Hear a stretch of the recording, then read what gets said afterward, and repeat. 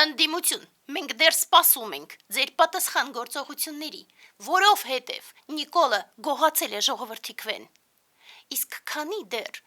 ընդդիմությունը կարկամում է, ես փորձեմ պարզապես մի քանի հստակ կետ առանձնացնել այս ամբողջ մղձավանջում, որովհետև երբ որ մենք նայում ենք ընդհանրապես ինչ է կատարվում, տեսնում ենք, որ շատերը շարունակում են այժմ մեղադրել ժողովրդին։ Ես ոչ, եւ ես անգամ թույլ կտամ ինձ պաշտպանել ամբողջ ժողովրդին։ Ինչու՞։ Որովհետև չնայած Նիկոլի սարսափելի սպառնալիքների, որ ինքը թափում էր ժողովրդի գլխին, չնայած այն պարտադրանքների, որ մենք տեսնում էինք բոլոր մակարդակներում եւ տարբեր տեղերում մարդիկ բողոքում էին այդ պարտադրանքներից, չնայած այն մշտապես արդիական իշխանական ռեսուրսի, որը մշտապես 25-ից 30% հաշվում է, չնայած նաեւ այն զանգվածի, որը որ անմեղսունակ է, տգետ է եւ դրանով Նիկոլի կողմից է,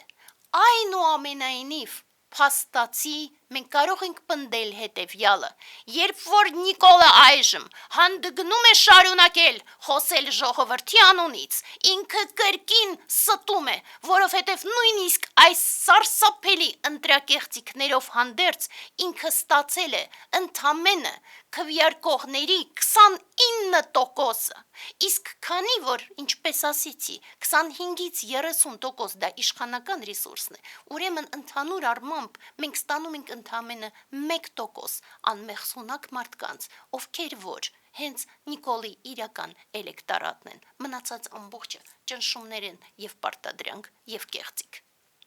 Ըստ այդմ սա ամենաառաջին կարևոր սյունն է։ Երկրորդը, որ մենք պետք է ասենք, դա այն վախեցած դեմքը Նիկոլի, որ գիշերվա 2-ին, երբ որ ինքը սկսեց հայտարարել, դեռ չհաշված, որ ինքը հաղթել է, իրենց ամբողջ վախեցած դեմքերով հենց մենք կարող էինք փաստել, որ իրենք շատ լավ գիտեն, որ իրավունք չեն ունեցել եւ չունեն իսպառ խոսելու ժողովրդի անունից։ Բավարար է դուրս գալ եւ նայել մարդկանց դեմքերը, եւ մենք տեսնում ենք, որ ժողովուրդը պապանձված է եւ քարացած, եւ ինչու, որովհետեւ անգամ նրանք, ովքեր քվեարկել են Նիկոլին,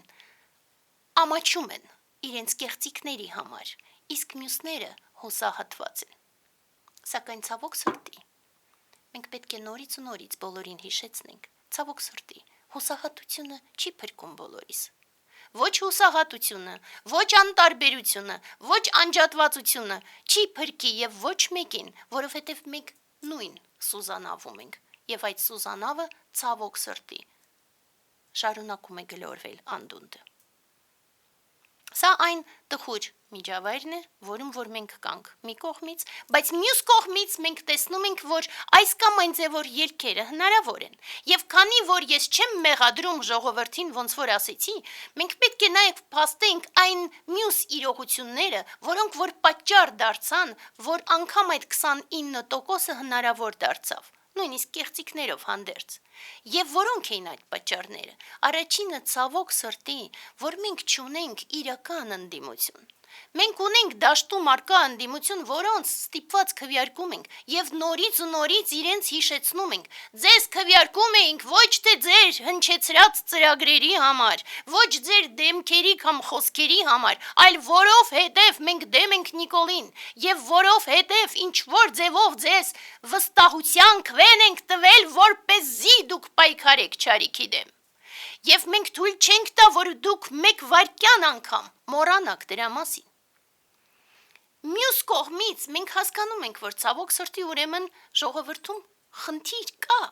Խնդիր կա մեր ազգի առջև ծառացած։ Մեծ իմաստով ոչ միայն այն փոքր խնդրի, որը Նիկոլի տեսքով է, այլ մեծ իմաստով չարիքի, որ այս ամբողջը հնարավոր դարձավ, որովհետև մենք հեռացանք ազգային ակունքներից, որովհետև մենք հեռացանք ընդհանուր առանցքը կազմող լույսից, ու սա է մեր ամենամեծ ցավը ու տառապանքը։ Բայց մյուս կողմից մենք հասկանում ենք, որ չկա իրական պայքար, ոչ մի մակարդակում, եւ երբ որ մենք անընդմեջ այս ամբողջ տարիների ընթացքում ասում էինք եւ շարունակում ենք ասել, հանցագործին չեն թողնում ընտրություններին, որովհետեւ ընտրություններով լեգիտիմիզացնում են իր ամբողջ հանցագործությունները, հանցագործին դատում են, Եվ ոչ մեկը ցավոք սրտի չէր պնդում, որ պատրաստվում է դատել Նիկոլին եւ չեղարկել հանցավոր բոլոր որոշումները։ Եվ սա էլ դարձավ պատճառը այս ցավոտ իրողության, որ մենք ունենք այժմ։ Եվ ի վերջո, որպես լուրջ գործոն մենք պետք է տեսնենք վախը։ Ցավոք սրտի համատարած մենք տեսնում ենք վախ։ Ու այդ վախը եւս ամբողջ ջանքերով սերմացվում էր ժողովրդի մեջ հենց Նիկոլի կողմից, եւ դա Նիկոլի հերթական չարիքներից մեկն է,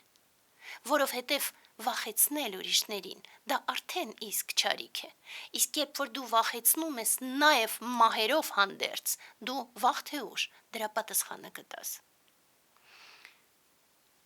Մյուս կողմից մենք կարող ենք իհարկե ասել, մենք կարող ենք ասել, որ նաեւ այն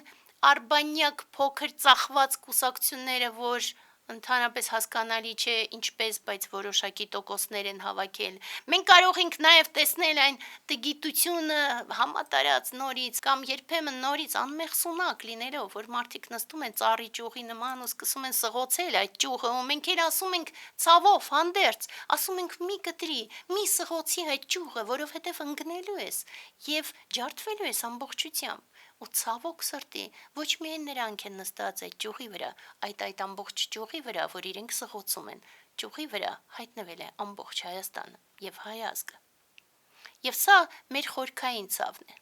Ոստայդմ ես նորից հասկանում եմ, մենք զգում ենք տխրություն։ Մենք զգում ենք տխրություն այն բոլոր մարդկանց համար, ովքեր շարունակում են փորձել անջատված լինել կամ հուսահատվել կամ առաջ չնայել։ Մենք զգում ենք տխրություն, չենք տրտմում երբեք, հիրավի, չենք տրտմում, որովհետև ես հավատացյալ մարդ եմ։ Ես գնում եմ ուղով եւ ունեմ այն մեծագույն երջանկությունը ունենալու ուղին եւ ուսուցիչներ, բայց տխրում եմ հիրավի, որովհետև մենք կարող էինք ամբողջ ազգով գնալ ճիշտ ճանապարհով։ Ու ցավոք սրտի հայտնվել ենք այն կետում, որից այն կողմ այլևս անդունդ է։ Եվ դրա համար մենք պետք է կարողանանք ուժ գտնել մեր մեջ բոլորով իրական պայքարի։ Իսկ մինչ այդ մենք նորից վերադառնում ենք ամենասկզբի։ Այս պահին մենք ունենք սպասելիքներ ընդդիմությունից, եւ մենք նորից ու նորից կոչ ենք անում ընդդիմությանը անհապաղ քայլեր ձեռնարկելու այս հանցագործության դեմ, հակառակ դեպքում մենք ստիպված ենք հիշեցնել մեր ընդդիմադիր գործիչներին Նիկոլի վերջին հայտարարությունները եւ հատկապես Արաբկիրում արված իր սպառնալիքները, շատ կոնկրետ սպառնալիքները։